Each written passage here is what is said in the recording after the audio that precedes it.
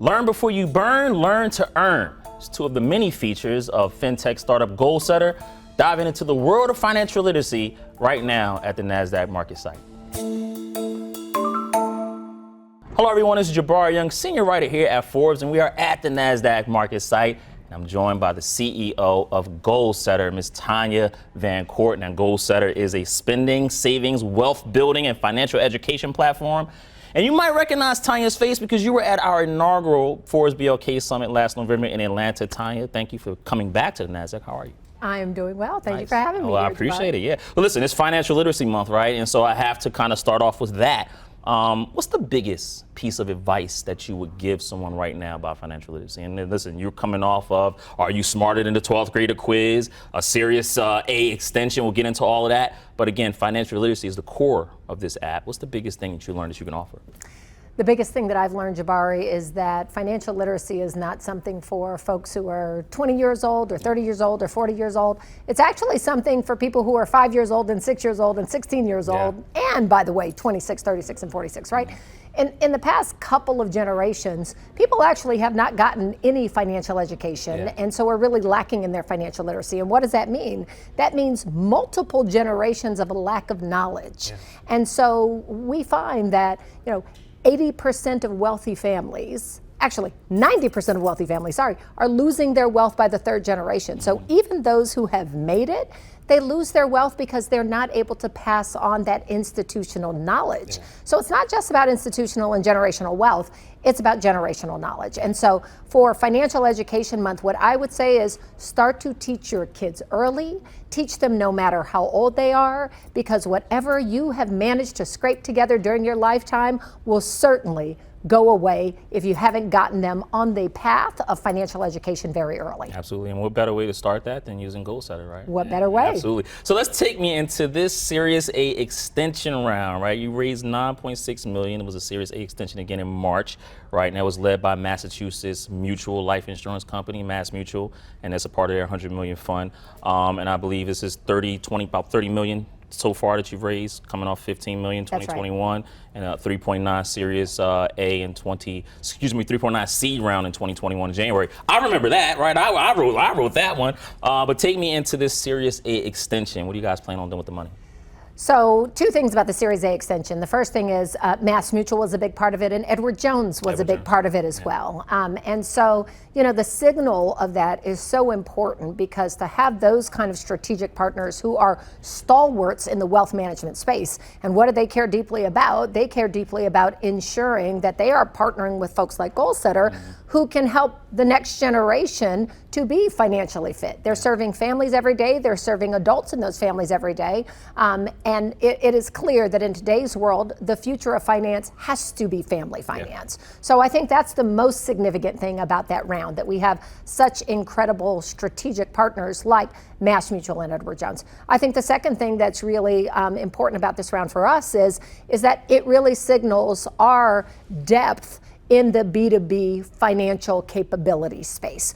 Goalsetter is not just about direct to consumer anymore. In fact, that's not the preponderance of our business. We are really focused on how do we enable banks, credit unions, wealth management institutions, and school systems to serve their next generation of clients and to, in fact, develop and cultivate that next generation of customers. And so that's what we're doing with this 9.6 million. We are activating banks, credit unions, financial advisors, RIAs, wealth management firms across the country. And we're also putting financial education into school systems. Now we're in 10 different school systems in 10 different states across the United States. Yeah, absolutely. What goes into seeking a Series A extension, right? You come off those Series A's and then people think maybe you go right to the Series B and then C and so forth if you need it. But why a Series A extension, and what is the decision behind that? Absolutely. So, last year when we decided that we needed some additional capital in order to fuel all of our B2B activities,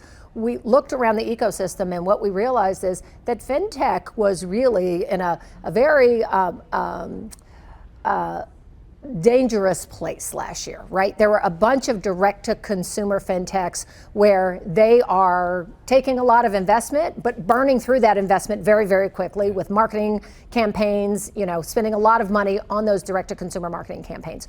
Goalsetter has not done that, and that's not the kind of fintech that we are. So in looking at a very vulnerable market for fintechs overall, we had to realize a couple of things. One is our business model is very different, and we do have a very strong and resilient business model. But two, given the market dynamics of the overarching American economy, and then of where fintechs are in particular in this economy, we had to say, look, raising a Series B might be difficult for us right now because of the overarching factors at play, not because of anything about our business, but we've got to respond to those factors and say, hey, we just need a little bit more capital to give us a little bit more runway to continue to execute on our plan. Yeah. And the great thing is that other people saw value in our business model, the plan that we're running, our ability to strategically not only position ourselves for the future, but truly demonstrate how we are knocking down our milestones today. Yeah. And so, our strength is what allowed us to raise a really strong Series A extension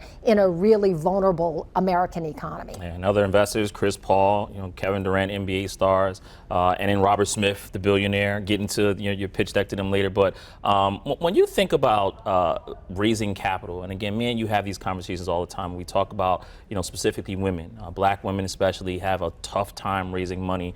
But here it is, you did raise almost $30 million, right? What are the tips and tricks that people need to know about doing it? Because I'm sure that everyone wants to raise $100 million, but even getting to 30 is tough, but here you did it. Absolutely.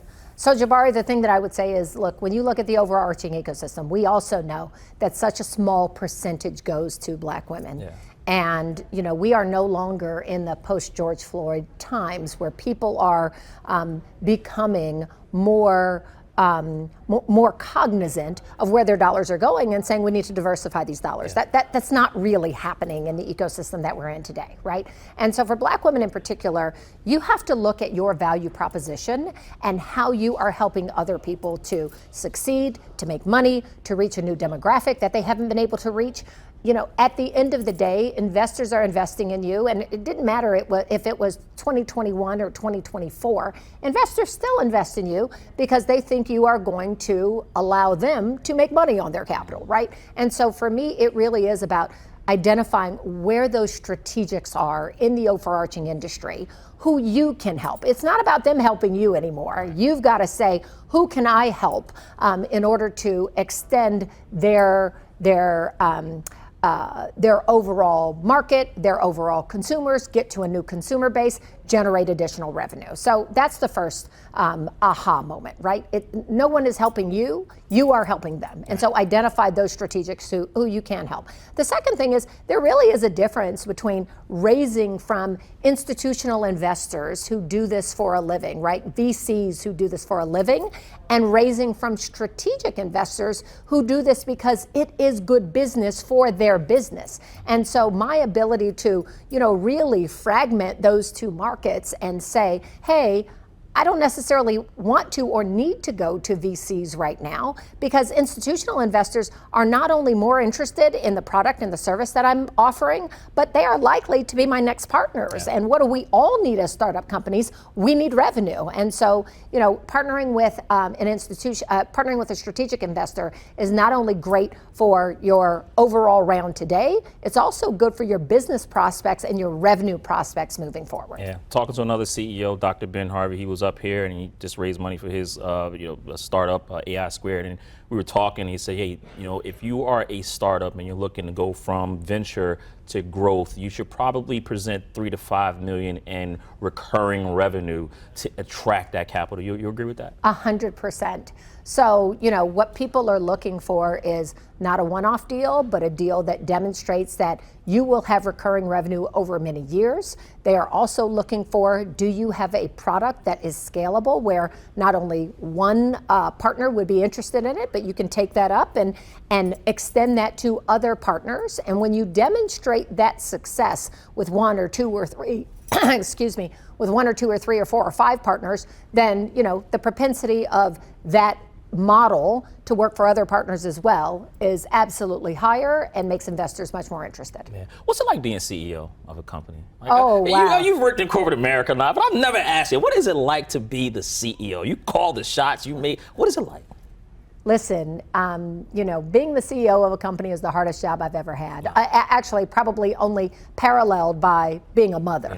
And so, all the mothers out there, and probably the fathers too, can Thank understand you for that, analogy. Tom. Thank you. Absolutely, the fathers too. Although we are on the cusp of Mother's Day, so Yes. But certainly, it is really hard because you are making all of those strategic decisions. Yeah. And, yes, you get some degree of credit when those go right, but at the end of the day, if this company goes out of business, it is because of the decisions that I made. And so, you really, every night, you are weighted down by that factor of you've taken investments from not only major corporations, but from friends and family members very early on, right? And so it is critically important that every decision you make is made both with the company in mind, but also with those investors in mind. Absolutely. I mean, people may not know the name Tanya Van Court. I know her, right? But people may not. Talk a little about your background. Where did you grow up? I grew up in Oakland, California. My mom was an elementary school teacher in the Oakland Public Schools. She was a single mom of 6 kids who used to bring home more kids on the weekends.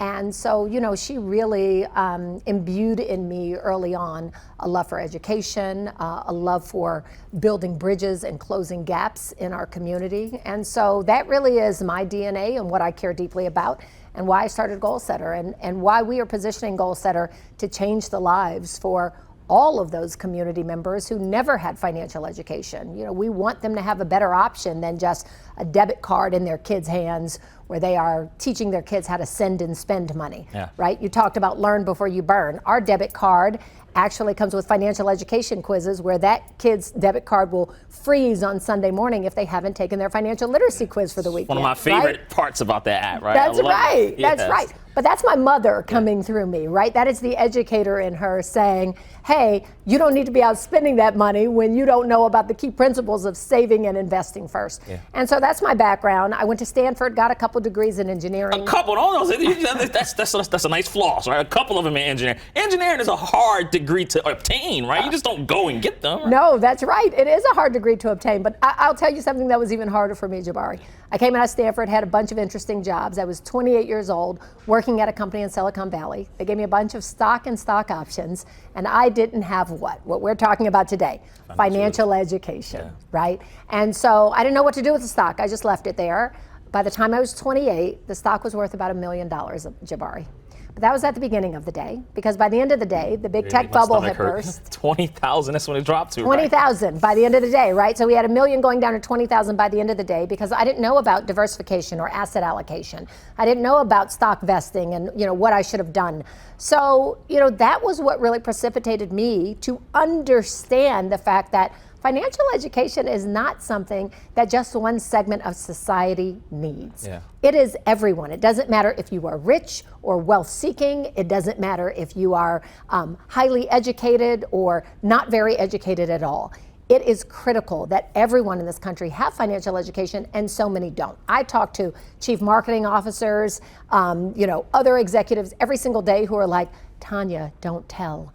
I don't understand this stuff myself, because no one ever taught them, and they have too much shame to raise their hands and say, I don't understand these concepts. And so it's time for us to take away that shame and reverse that curse of a lack of financial understanding. And then after Stanford, right, you go on and work at Nickelodeon, and then back in 2015, I remember you telling Morgan Stanley about your daughter when she was asking you for a bike and an investment account, and kind of blew you away. But one quote that you said, America has never taught us how to be savers or investors. America's only taught us to be consumers. You told Forbes that in 2022, I remember that. I love that quote. Dive into that a little bit. I mean, when you talk about going from being consumers to now thinking financial literacy and being savers and thinking about the future, that transition, I'm sure is very tough for kids nowadays, but where are we at now with that? Well, listen, I think the bottom line is that COVID really accelerated our existence as America to a cashless environment, right? So pre-COVID, you could go to a pumpkin farm in Wisconsin and use cash. I have a team member who lives in Wisconsin, and she's like, Tanya, you cannot even go to a pumpkin farm and use cash now, right? So everyone has digital spending vehicles, right? Kids are signing up for Cash App. Kids are getting debit cards early. We are still doing what America has always done, which is find that next generation of consumer, get that next generation of consumer swiping my card, and then I make money off of that, right? Goalsetter is trying to reverse that trend, because when we start kids off learning nothing but sending and spending and swiping, we are truly setting them up for a lifetime of failure. And so, I actually think that we're not much better now, Jabari, than we were 10 years ago or 20 years ago. America has always taught kids how to be consumers and not savers and investors. So, we really want to reverse that trend. I think the good news is, in 30 states around the nation, financial education is now being required for high schoolers before they graduate from high school. Yeah. And so those financial education classes are going to be critical. But those financial education classes have to be paired with tools that are not allowing our kids to develop behaviors that are wrong. Because there's one thing to have the knowledge, there's another thing to demonstrate the knowledge. So, with Goalsetter, you have a savings account, you have an investment account, no matter how young you are.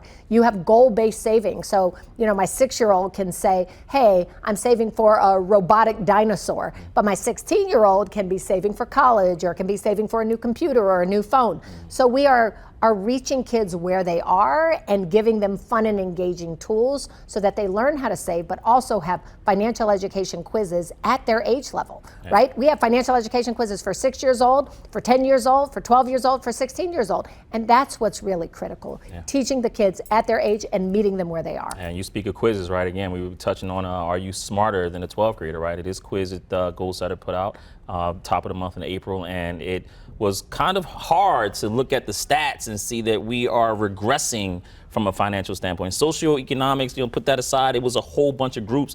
I believe you guys had over 1,000 kids that you asked for to take this quiz. We did. And the numbers just did not represent that we're heading up. Jabari, these students who we reached out to were at Stanford, Harvard, and the University of Pennsylvania, right? Top 10 colleges in the country. We got 1,000 undergraduates to take the quiz. The quiz had 15 financial education questions that were high school level questions.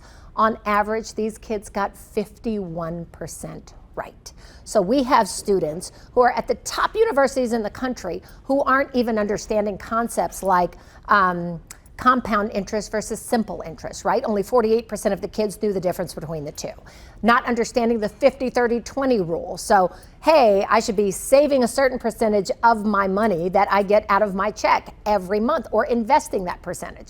They don't understand that. Only 48% of kids had ever heard about or been exposed to or understood the 50-30-20 rule.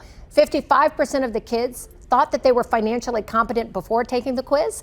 After taking the quiz, 30% of them said, I'm financially competent. So we have also lulled these kids into believing that they understand financial concepts, when really, when they're presented with financial concepts that are going to impact them every single day, right? The rule of 72, compound interest, the 50-30-20 budgeting rule. If they don't understand those basic financial concepts, they really are going to be suffering in terms of building their own wealth and budgeting their own dollars when they get that first paycheck, when they get out of college. So no, we are not progressing, we are regressing.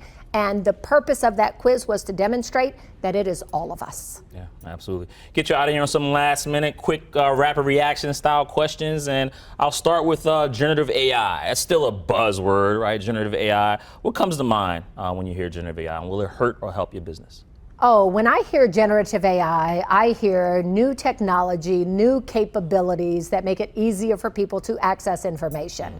And so just saying that in and of itself, easier for people to access information, that is always a good thing when it comes to our business. So we are absolutely exploring generative AI and how we can take all of the amazing content that we've developed and use generative AI to make it more accessible at more fingertips and make financial education more fun and engaging than it has ever been before. Absolutely. So generative AI, good for us, and I think good for our users as well. Absolutely. When you think about, in one word, right, one word, somebody has you on the elevator and they say, what is the one trait you need, one word, that you need to pitch to guys like billionaire Robert Smith and Kevin Durant and Chris Paul and all the many athletes you have as your investors? What is the one thing you need, the one trait, one word?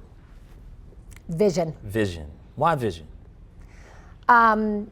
Because, people like Robert Smith and Chris Paul You know, they are some of the brightest people, quite frankly, in this country, and they are presented with ideas every single day. They could be doing a lot of things with their money and with their time and with their support. So why choose you? They would only choose you if they believe that you have the capability to transform the world.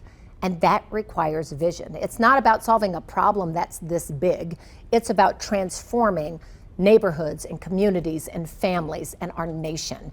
And that's why they've invested in Goalsetter, in my opinion. It's because of the vision and the potential that we have for impact. Absolutely. U.S. presidential race is here. Without picking sides, right? Without picking sides, as a CEO of a company, what is your concern? What do you want to see? What do you want to hear from the candidates? As a CEO of a company, but also, quite frankly, as an American, what I want to hear from candidates is that they care about people who are living on the margins. And the people who are living on the margins today, Jabari, are not 5% of people or 1% of people.